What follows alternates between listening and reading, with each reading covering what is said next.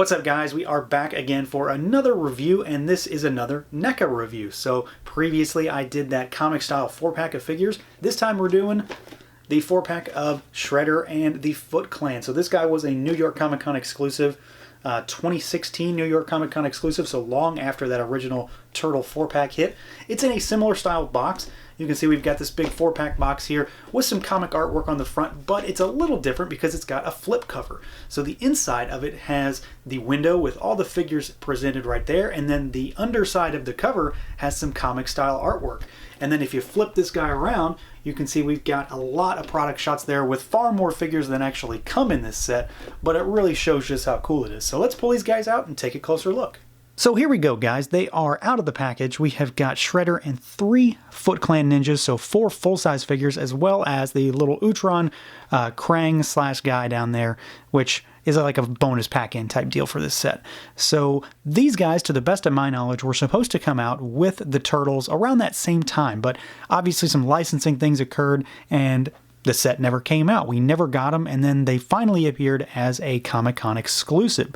These guys, just like the NECA Comic Turtles, were also sculpted by the 4 Horsemen. So the guys that do Mythic Legions and Masters of the Universe Classics built these turtle figures. I think that's really cool. So these guys are very much parts reuse heavy. I'm sure you can imagine that. But we're going to talk about what they have, what's different about them, all the stuff they come with, because they definitely come with more accessories than the Turtles do, and then we'll go through articulation, paint and sculpt, and all that good stuff. So we're going to use Shredder as our test subject and talk about articulation first. So for articulation, they're all basically the same, which is why I'm only singling out Chrome Dome here. So we've got a ball that goes into a peg in the head, so you can move them side to side, back and forth, up and down, and swivel. Pretty wide range of motion.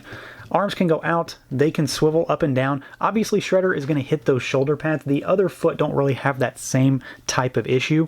We've got a bicep swivel, he's got double jointed elbows, he's got the gauntlets, which is a little different. Some of the foot don't have those. One of the foot has a gauntlet. And then we've got a hinge and rotating wrist. They have waist twist, but they don't really have hinge. It's just a twist. And then we've got legs that can go out really far. You can swivel in there, kick forward, kick back, double jointed knees, which go back quite a bit. You have a boot cut or a shin swivel. We've got a hinge, we've got rotation, and we've got a little bit of rocker action in that ankle as well. So you can get these guys into some pretty solid poses, and they have basically all the articulation I would expect to get, especially in comparison to what the Turtles have. Now for the paint and sculpt on these figures, they are, like I've mentioned, very parts reuse heavy. So I figured what I'd do is show some of the figures that are the most similar and then go to the ones that are the least similar, kind of in a progression type thing. So the beginning of that would be the 2 Foot Ninjas, the Foot Soldiers, Foot Clan, whatever you want to call them. They have different weapons in their hands, but don't take that to be a difference. That is just because these are the weapons I chose for them. There's a whole bunch of options with this set. The big difference for these 2 figures is in the head. There is different paint deco on the head. We've got some kind of eyebrow lines on this guy, and then he's got that bandana.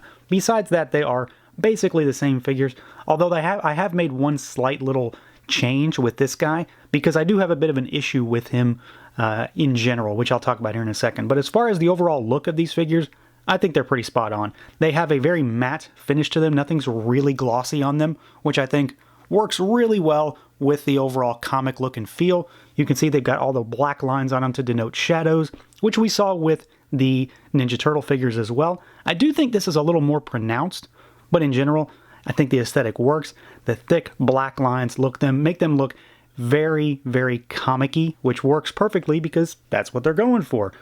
But in general, I do dig this design. I think they look pretty solid. They're just kind of your general cannon fodder type figures, but I think the aesthetic works fine, and the whole parts reuse aspect of it works fine as well. Now, I did mention a specific issue that I'm having with this guy here on the right, and it's one that kind of cropped up right away when I started posing him when I initially got him.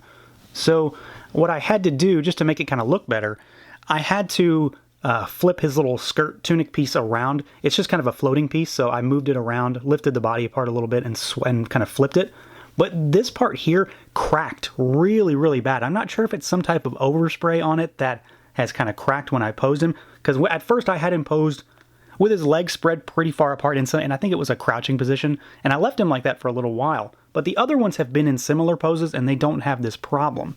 So I'm not really sure if it's a materials issue or an overspray type issue, but it's one that I had to actually quote-unquote modify the figure, although that's a bad way of saying it, to make it look a little bit more presentable to me. Now this guy is where things start to change up a little bit. We're not in the normal foot soldier territory anymore. He is still a standard type of foot ninja, but he's just different. So we've got the standard size body, nothing really different in terms of his base form. Paint apps are all really the same, but we do have some differences, and that's not necessarily just the head.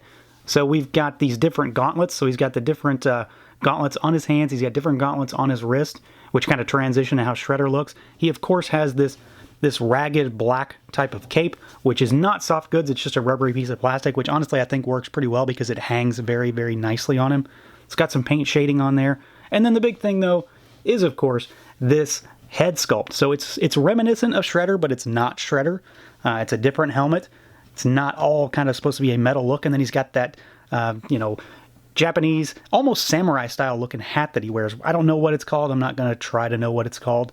It just looks cool. It's got a lot of paint detail on it, so it's got more of that comic-style shading all over it.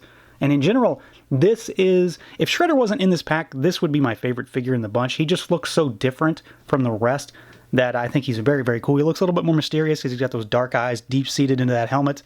All in all, just a really cool figure. And while he is very similar to the others, he offers quite a bit extra in terms of his aesthetic, which I think is pretty sweet. And then I suppose here's the star of the show, our comic-style Shredder. And you can kind of see what I was talking about with the slight similarities in the helmets on these guys, but obviously they're also very different at the same time. Shredder does use a lot of the same parts as these other figures. Of course, he has different coloring. He doesn't have the grayish type pants. He's got the more red maroon type color, and he doesn't have the same amount of shading on the legs as the other figures. So you can see these black lines here. They don't match up, but he does have a lot of the same parts. It's just slight differences in the tunic painting and then in the leg shading, but he also has a different skirt piece. I don't know if that's really what it is. It's just his shirt hanging underneath that kind of wrapped belt. But of course the big thing though is the Shredder helmet, which I think is sculpted incredibly well. You can see all of the little dings and the riveting on the back of it. I think it's very, very nicely sculpted. The spines that run along the sides and the back, and then he's got those deep-seated eyes. You just know that he's cooking something up in there. And then of course we've got the various pads, the gauntlets, and the shin guards on him to give him all of his, kind of namesake Shredder apparatuses to make him look far more menacing. My only real gripe about Shredder is that the spikes on his armor are soft, pliable plastic. So you can kind of see on this gauntlet here that they are kind of curved a little bit. They haven't really held up too well. So that's kind of an issue. The only ones that do this are the ones on the hands, and I think that mostly came from being in the package. So I'm not sure if it's really a long-standing issue or something I can probably just fix on my own. But he still looks really cool. He's got tons and tons of kind of battle scar damage all over that armor. You can see that it is well used. And this is definitely the star of the show. I mean, it's Shredder. It's the one everybody wants. He's the big bad, but he definitely looks very cool alongside the other figures. And I think NECA absolutely knocked it out of the park with this design and the overall look and feel of these figures. Now, for accessories, we do deviate a little bit from the Turtle set because these guys just have so many options. So you've seen most of these throughout this video, but we've got the halberd type weapon, which has a gray silver paint scheme, so it has like a blade side and then a kind of a shiny side to give it some sort of light and shade type of effect on it. So all of them have metallic paint, but then they also have a flat gray to bring out that comic style look, along with all of that black shading, which matches their bodies. We've got two katanas. We've got whatever this thing is with the spiked club that's chained to a small dagger type weapon. This is my favorite accessory in this whole pack. I don't even know what it's called. I just think it looks cool. We've got whatever this is. I know I've seen these for years with turtle figures, but I don't know what it's called. Triangle thing. We have got a dagger. We have got another dagger with a clubbed end, which is curved. So that's pretty wild.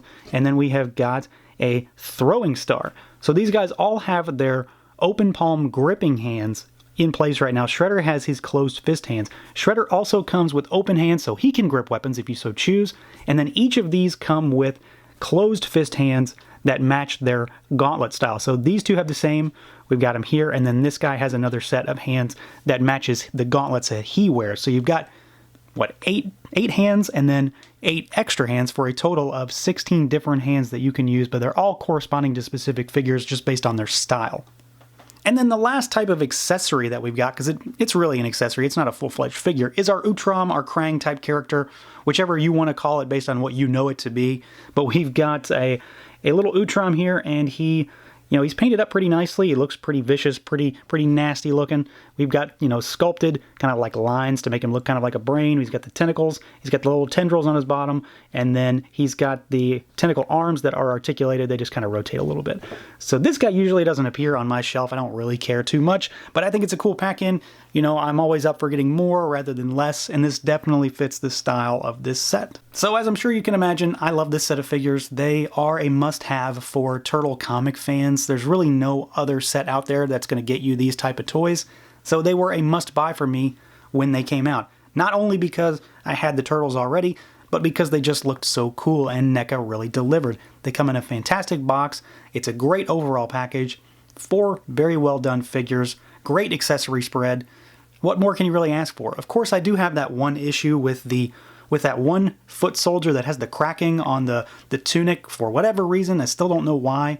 But I could hide it. It's not a huge thing. It's not a deal breaker, but it's an oddity and it's something to point out. Other than that, though, I don't have any issues with these figures. I think they're fantastic, and they're going to go on display with my vintage comic style Turtles as well. So that's going to do it for this look at the NECA Toys Foot Clan 4-pack. Let me know what you guys think. Feel free to like, comment, subscribe, and share. And until next time.